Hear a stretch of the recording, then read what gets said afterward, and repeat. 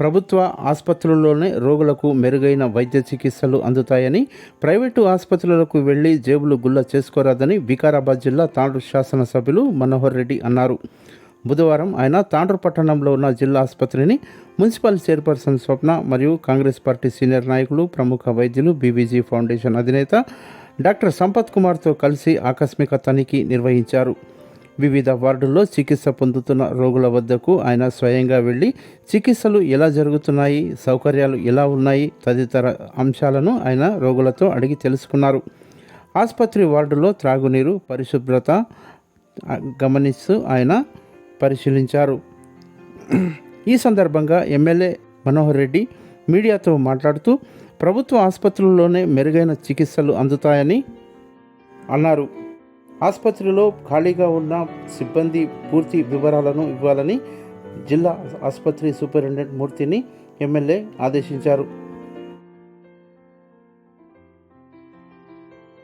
ఇక్కడ ఉన్నటువంటి సదుపాయాలు ఏ విధంగా ఉన్నాయి పేషెంట్స్కి, ఎందుకంటే ఇప్పుడు డెంగ్యూ కానీ మోషన్స్ కానీ ఈ రైన్ సీజన్లో కొత్త వాటర్ రావడం వల్ల రోగాలు కూడా ఎక్కువ ఉంటాయి కనుక ఏ విధంగా ట్రీట్మెంట్ అవుతుందో ఒకసారి చూడాలన్న ఉద్దేశంతో హాస్పిటల్ అంతా కూడా తిరగడం జరిగింది. పేషెంట్లతో కూడా మాట్లాడడం జరిగింది. ఉన్న దాంట్లో మంచి ఫెసిలిటీస్ ఉన్నాయని చెప్పి పేషెంట్లు కూడా చాలా సంతోషం వ్యక్తం చేస్తూ ఉన్నారు. ఎందుకంటే ఈరోజు ఈ తాండూరు నియోజకవర్గమే కాక కర్ణాటక బార్డర్ నుంచి కూడా ఈ హాస్పిటల్ పైన ఒక మంచి నమ్మకంతో అక్కడి నుంచి కూడా దూర ప్రాంతం నుంచి కూడా ఇక్కడికి వస్తూ ఉన్నారు. ఆ నమ్మకాన్ని ఇంకా స్ట్రెంథెన్ చేసుకోవాలంటే హాస్పిటల్ మనం ఏ విధంగా స్ట్రెంథెన్ చేసుకోవాలా, ఇక్కడ ఉన్నటువంటి స్టాఫ్ కానీ ఇంకా ఏదైనా అవసరం ఉందా అన్నీ కూడా డాక్టర్స్తో చర్చించుకోవడం జరిగింది.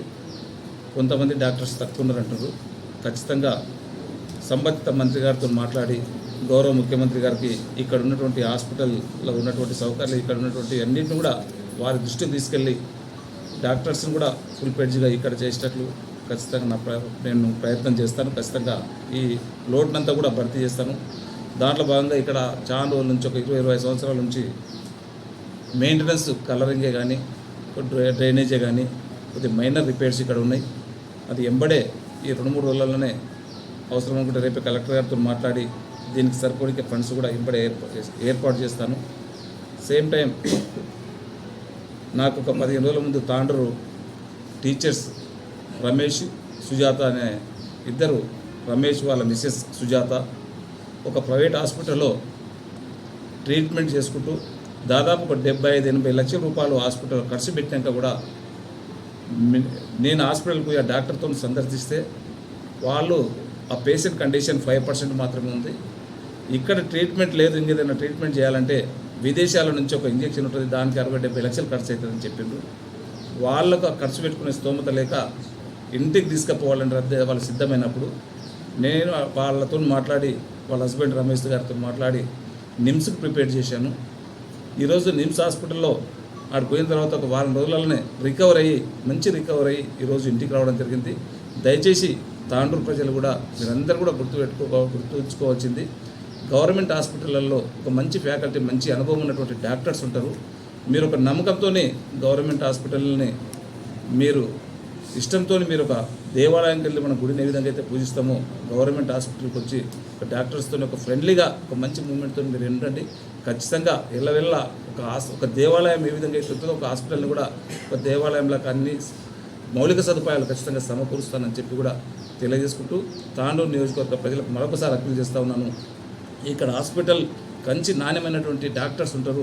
గవర్నమెంట్ హాస్పిటల్ని ఎక్కువ ప్రిపేర్ చేయాలని చెప్పి కూడా మీకు అందరికీ అప్పీల్ చేసుకుంటున్నాను. Thank you. సిటీ స్కాన్కి 500 తీసుకుంటాం. సిటీ స్కాన్లో కొద్ది లోపాలు ఉన్నాయని చెప్పిండ్రు. లోపాలు కాదు, కొద్దిగా ఎక్స్పెండిచర్స్ ఎక్కువ అవుతూ ఉన్నాయి. ఒక పేషెంట్ దగ్గర 800 మేము ఛార్జ్ చేస్తూ ఉన్నామంటారు.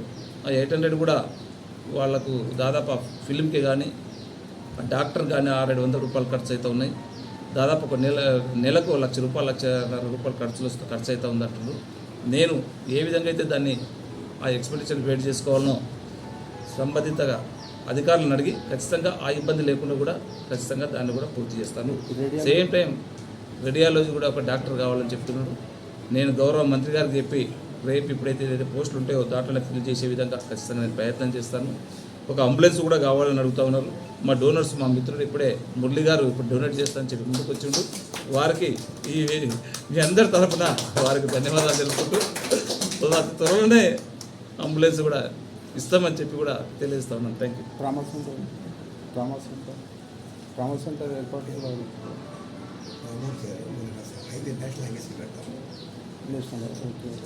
ఈ ట్రాన్స్ఫర్లు ఉన్నాయన్న. ఇప్పుడు ఈ రిలీవ్ ఏర్పాటు సిబ్బంది తక్కువ వేసినారు. ఖచ్చితంగా జనరల్ ట్రాన్స్ఫర్స్ అన్నప్పుడు అందరికి ఉంటాయి. మేము అదే వీళ్ళకి కూడా చెప్తున్నాం, డాక్టర్స్కు ఎవరైతే ఇక్కడ నుంచి డాక్టర్స్ ట్రాన్స్ఫర్ అయినా కానీ ఖచ్చితంగా మళ్ళీ అక్కడ నుంచి రిలీవర్ ఒక వచ్చి జాయిన్ అయినంత వరకే వాళ్ళని రిలీవ్ చేయొద్దని చెప్పి వీళ్ళకి ఖచ్చితంగా చెప్పుకున్నాం. ఇప్పుడు విద్యాశాఖలో కూడా అదే విధంగా చేస్తూ ఉన్నాం. వాళ్ళు అదే సిస్టమ్ చేస్తున్నారు. ఈ హాస్పిటల్లో కూడా ఎవరు ట్రాన్స్ఫర్ అయినా ఇంకొక డాక్టర్ వచ్చి ఇంతవరకు కూడా వీళ్ళని రిలీవ్ చేయొద్దని చెప్పి అందరికీ చెప్పుకున్నాం. వీళ్ళు కూడా అదే పద్ధతి పాటిస్తున్నారు.